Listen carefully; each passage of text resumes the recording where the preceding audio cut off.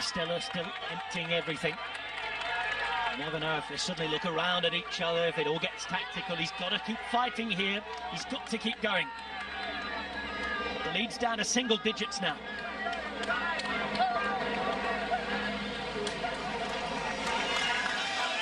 Oh, it is getting tactical.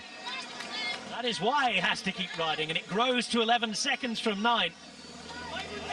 Hirschi not wanting to do everything himself and burn his own chances, but that's bringing Lorenzo Rota back into it. It's bringing Diego Ulissi back into it, and Guillaume Martin. Senko playing a very good role here. He's feeling strong, and I would. He's probably backing himself for a sprint, so he does not mind at all that this bunch gets a little bit bigger because they've got 2 paths to play. If it just slows up, they win with the breakaway. If not, he backs himself in the sprint. It has slowed up considerably. Hirschi was obviously keen on not being the man to give everything and then get beat by everybody else in the sprint. So Martin is now giving all that he can. It went down to 9 seconds. Look at that, it's 20 as he's over the top here. And suddenly Samuele Battistella needs to ride for dear life. He's tired out, there's not much left, but he's got to get his head down and go again. He's just got that one infamous kicker in front of him, and that's going to be the make or break here, I think. He needs at least 10 seconds over the top of that with a chance to make it. 6.5 kilometers to go for Samuele Battistella. As Hirschi is falling out with those behind and wants some help. Now UAE Emirates, they are going to go, and this time it's going to be Diego Ulissi. 23 seconds for Battistella, who's got to fight for his life here.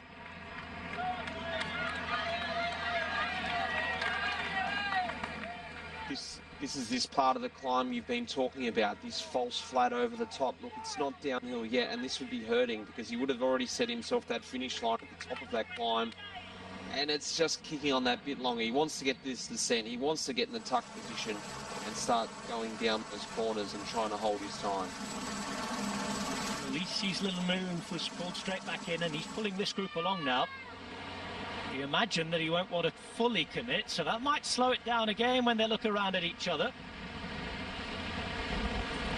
Battistella finally getting over the top on the descent now. And his lead's going to grow if this situation carries on. Senko again, just slowing it up. And, you know, these attacks, that's not what gets the break back. It's just a speed that's too fast that then eventually sits up. So this is perfect. This is great for Astana right now, playing perfectly into their hands, and they've ridden the race perfectly. Jonathan Restrepo looking to win his first bike race in Europe. He was on fire at the start of the season, taking stages left, right and centre at the Tour of Rwanda.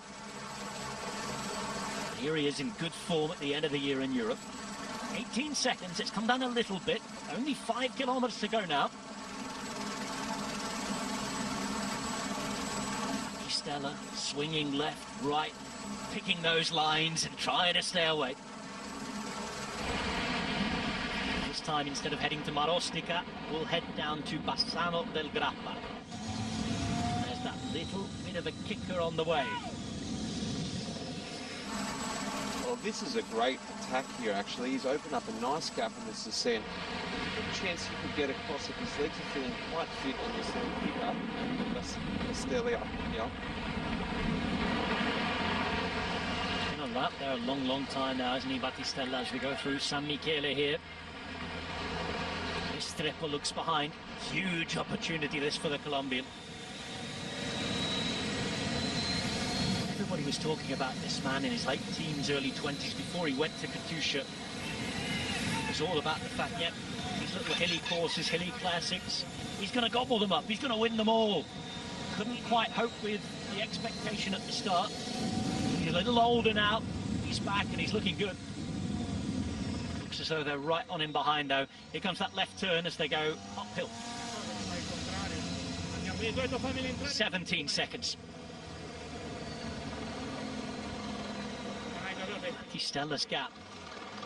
Now what's going to happen? Here comes the attack now, left-hand side from UAE Emirates. Again, Lutsenko, I guess, Mitch, has to follow, just has to stick to them like glue. They can see him up the road. He's just got to get over the top of this kicker here, and this is the last roll of the dice by UAE. Lutsenko led the whole descent down there to close the gap. They hit straight over the top perfectly, but if they can't get across now, I think it's done and dusted. 10 seconds. Looking through that little hamlet of San Michele. Over the top here, they head down to Bassano del Grappa. Battistella hanging on for dear life, but is he going to do over the top? I'm not sure now, because behind the pressure is on. It's really on. But Battistella continues to fight. He's been here before, remember, on the last climb. It was down to 7, 8, 9 seconds. It's now a handful of seconds with 3.5 Ks to go.